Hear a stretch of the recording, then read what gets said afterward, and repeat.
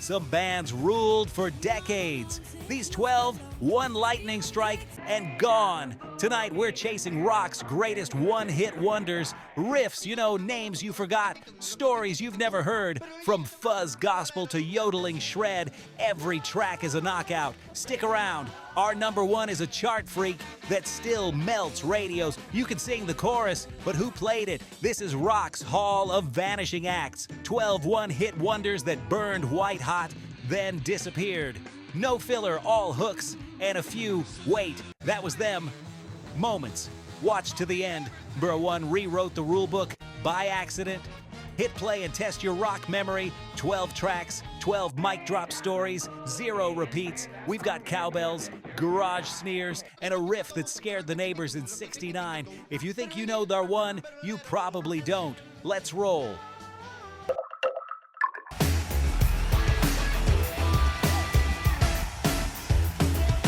A Cold War sing-along that crossed the Atlantic without changing its passport.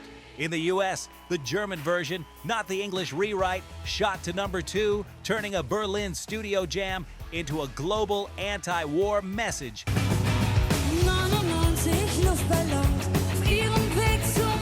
The story behind it is almost as catchy as the hook. A bag of red balloons released at a Rolling Stones show, the thought of radar screens mistaking toys for missiles, and the dread of one wrong move ending everything.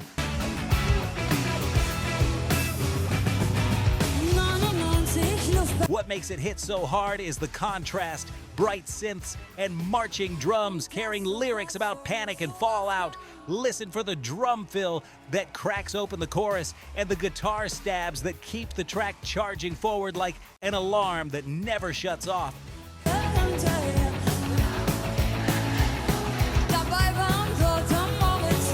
In America, this was Nana's only top 40 moment, but the song keeps coming back whenever headlines turn tense. It's proof that emotion and a melody you can shout travels farther than language.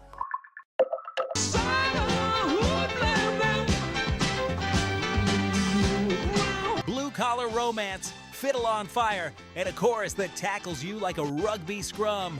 Dexies were already heroes in the UK, but in the US, this was the lightning strike, a number one built from Celtic swing, soul horns, and a rhythm that refuses to walk, it sprints.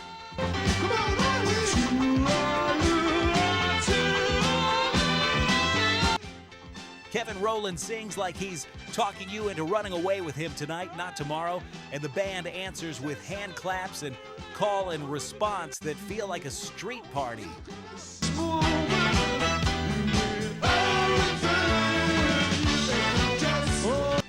Under the fun, there's craft, the tempo push at the chorus, the key change lift, the bass line that tugs you into the breakdown, and the cheeky "Come on, Eileen" chant that turns every bar into a last call.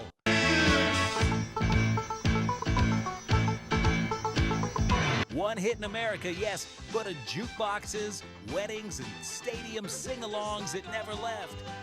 If you want to hear how a great arrangement can make a simple idea feel huge, start here.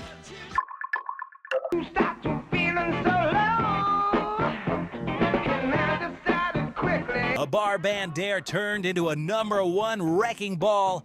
Legend goes, a heckler shouted, "Play that funky music, white boy," and lead singer Rob Parisi scribbled the line on a napkin.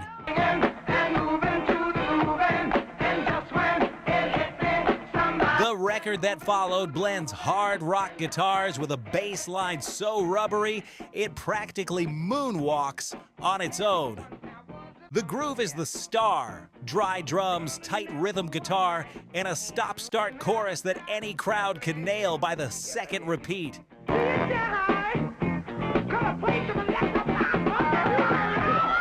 What keeps it fresh is how the band never overplays. The spaces between the notes are as funky as the notes themselves.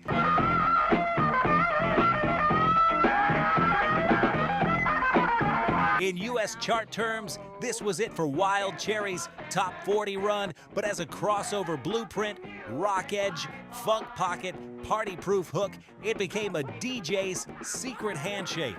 You can trace its DNA through disco rock, hip-hop samples, and every cover band set after midnight.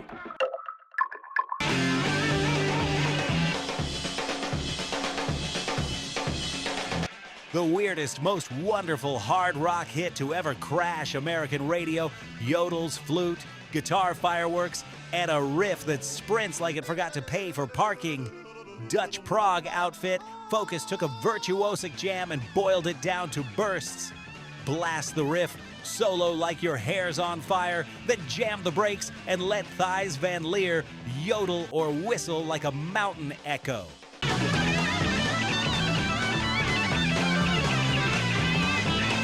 It should not work. It works perfectly. Beneath the novelty is discipline, a marching beat you can stomp to, a call and response structure that keeps you oriented, and a guitar tone that slices clean through the chaos.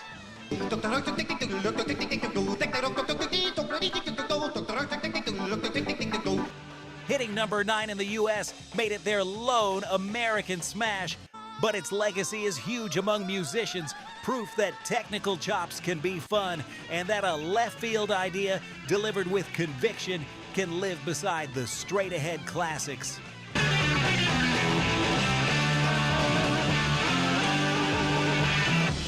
If you've ever wondered how far rock can stretch without snapping, Hocus Pocus is the grin that says farther.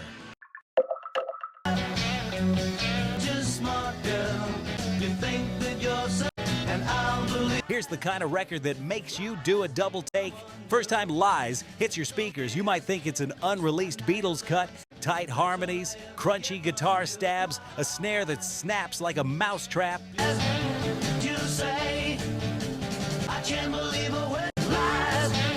But it's the Knickerbockers, a New Jersey band that understood something simple and powerful about mid-60s rock and roll. Energy is half the song. They don't just imitate a style, they bottle the adrenaline of the era.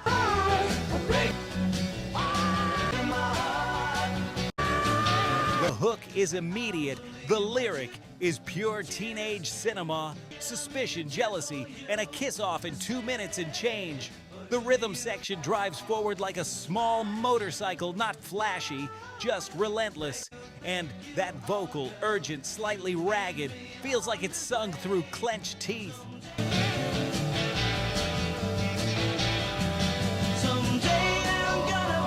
Lies peaked at number 20 in the US, and for one brief window, the Knickerbockers stood shoulder to shoulder with giants. Why only one big hit? Timing and luck.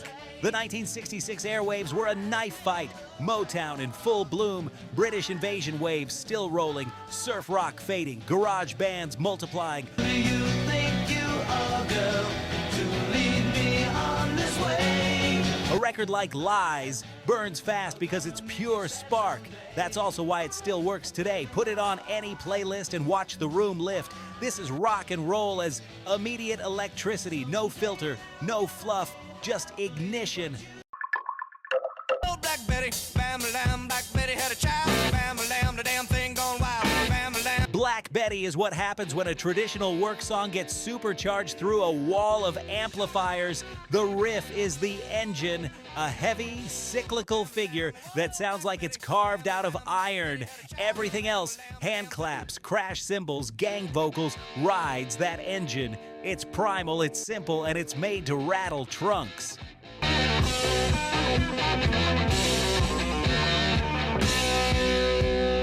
The song traces back to old folk and field recordings, later popularized by blues, Great Lid Belly, but Ram Jam's version turns it into a bar band thunderclap. The beat is straight ahead, the guitars are thick, and the vocal sits right on top like a drill sergeant calling time. It's impossible to ignore.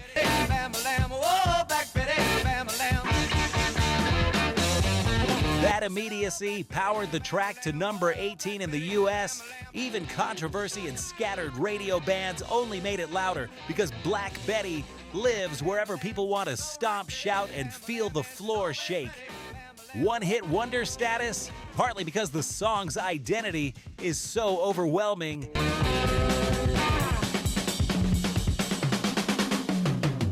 How do you follow a track that eats every room it enters?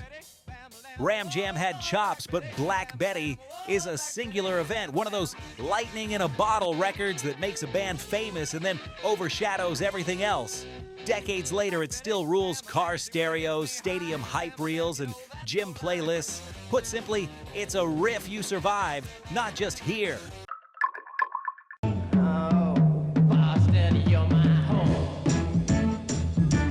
A perfect piece of garage swagger with a sneer. You can practically see the guitar is all grit and attitude. The organ buzzes like neon. The vocal is half smirk, half snarl. And the punchline, the Standells were from Los Angeles, yet they gift Boston one of its eternal anthems.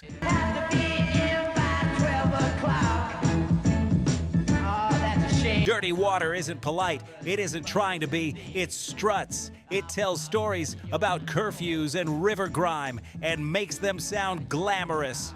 Why did it climb to number 11? Because it's built like a street chant. Simple call and response moments, a chorus you can yell even if you only heard it once, and a rhythm that swings hard without ever losing its stomp.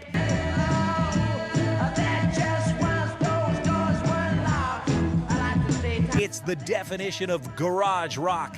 Limited ingredients, maximum flavor, and the legacy outgrew the chart number. Boston teams blasted it after wins. Bars adopted it as a ritual. Suddenly, a region had a soundtrack. That's the secret with some one-hit wonders. The chart is the spark, but the culture is the fuel.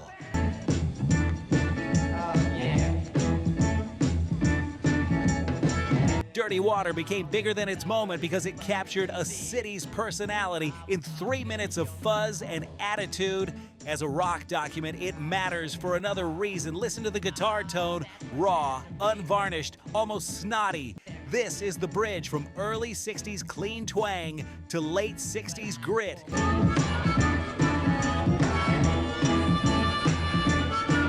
You can hear punk's DNA forming. No fancy production tricks, just a band that sounds like a band. Amps humming, drums hitting the room, a vocal that could be shouted from a sidewalk. That's why it never ages.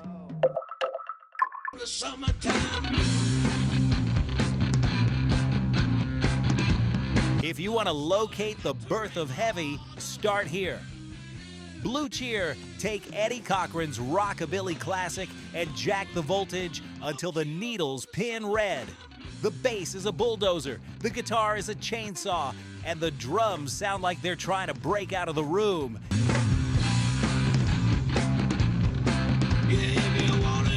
It's not just loud for the sake of it, it's a new idea of what loud could mean, texture as power, distortion as emotion. Their take reached number 14, but the number is the least important part. Summertime Blues by Blue Cheer is a manifesto. It says rock doesn't have to be pretty to be beautiful.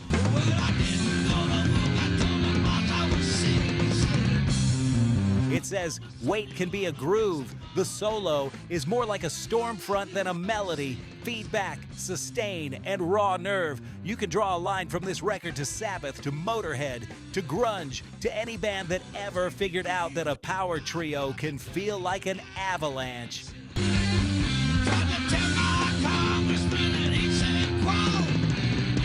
Why the one-hit lane? Partly because this was too heavy for some radio programmers in 1968, and partly because the band kept chasing volume and experiment over pop structure, but influence doesn't ask permission.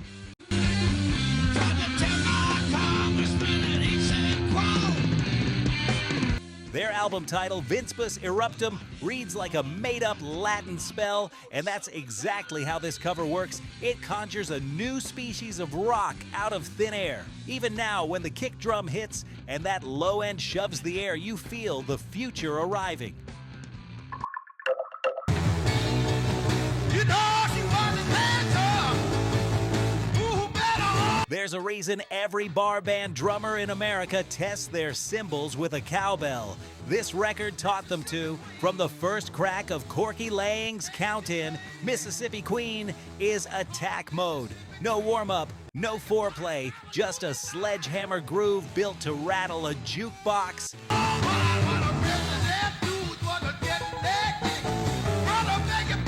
Leslie West's guitar tone isn't just heavy, it's sculpted thick as wet concrete with those vocal-like bends that make every note feel like a shout. Felix Pappalardi, fresh off producing Cream, glues bass and organ under the riff so the song breathes like a living animal.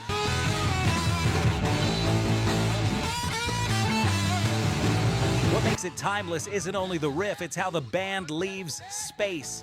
Verse lines punch and retreat, the drums swagger, and when the chorus hits, it's all fists and open road. You can hear Woodstock's afterglow in it. Big fields, big stacks, big sound.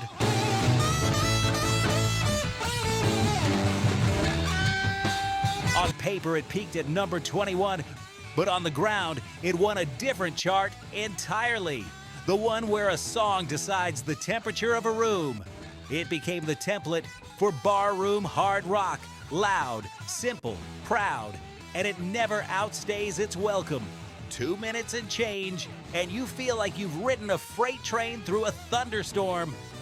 If you want to hear the moment American hard rock plants its boots, this is it.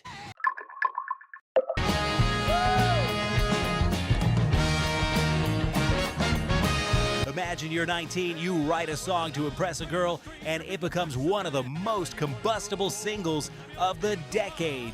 Vehicle is a horn rock muscle car, half Chicago, half garage, and all urgency. The opening brass blast is practically a siren. Pull over, the song has arrived. I love ya, I need ya, I want ya, let's hear you now. Jim Peterick's vocal comes in like a fast-talking driver at a red light. I'm your vehicle, baby. And suddenly we're off. Tires squealing, engine howling. What makes Vehicle special is the way it merges two worlds. The punchy precision of a horn section and the hungry grit of Midwestern rock.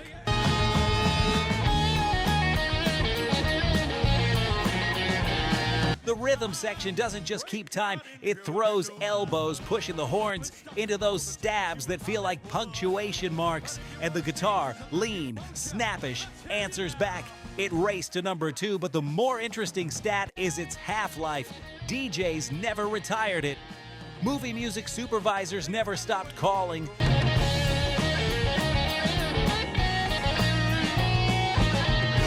The song moves because it's built on motion, starts and stops, hard breaks and pedal to the floor releases. It sounds like a date night in a borrowed car, all nerves and swagger. Peterick would later help write arena anthems for Survivor, but he never topped the sheer adrenaline of this 3-minute joyride. Vehicle is horn rock's victory lap and its street fight.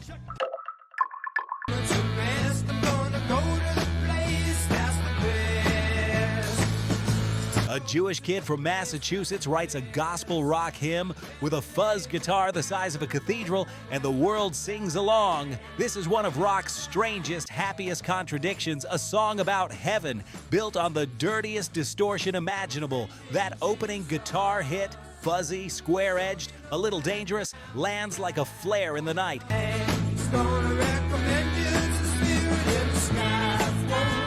Then come the hand claps and choir, and you're in a service where the preacher is a Fender amp. Part of the magic is the groove. It's not fast, it doesn't need to be. The beat lopes forward like a marching band in slow motion, leaving room for those stacked harmonies to bloom.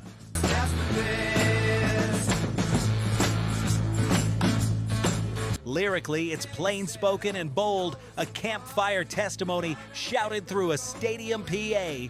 And it's everywhere, movies, trailers, sports, arenas, because it communicates in seconds. Press play and your brain says uplift, grit, lift off. It topped out at number 3 in the US and went number 1 across the Atlantic, but charts don't measure cultural echo. In the sky, that's where you're gonna go when you die. If aliens ever asked for a single file called rock, you could do worse than hand them Spirit in the Sky. One riff, one beat, one idea burned into memory. It's proof that the holiest thing in music might just be a perfect fuzz tone. In the year 45, ain't gonna need The ultimate one-hit wonder isn't a party song, it's a prophecy. Written years earlier and detonated in 1969, in the year 2525 is a timeline of human ambition and dread, technology rising, bodies fading, faith tested, nature bending, no drums, no guitar heroics. your legs got nothing to do. Some machine. Just a hypnotic march of chords and two voices sounding like they're reading headlines from a future that already happened. Why did it go to #1 and camp there? Because it felt like a mirror. America was on the moon. America was in the streets. Bottom of a long glass tube, whoa, whoa. The single gave listeners both awe and warning in 3 spare minutes. Each verse leaps 1 through 10 years forward, and with each leap, the language gets bleaker, the human body more optional, the soul more questioned. In a summer of psychedelic fireworks, here was a quiet apocalypse delivered like a bedtime story. You pick your son, pick your daughter too.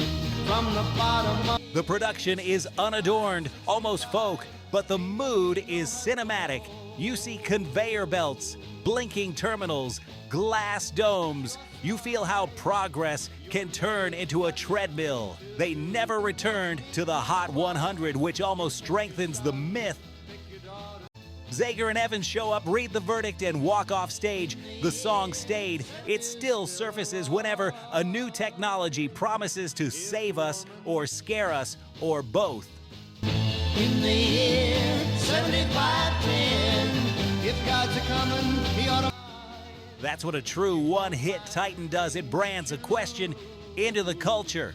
In the year 2525 doesn't tell you what to think about the future. It makes you hear the future, enchanting, inevitable, a little cold, and then leaves you alone with it. The journey doesn't end here, rock warrior. Watch this next.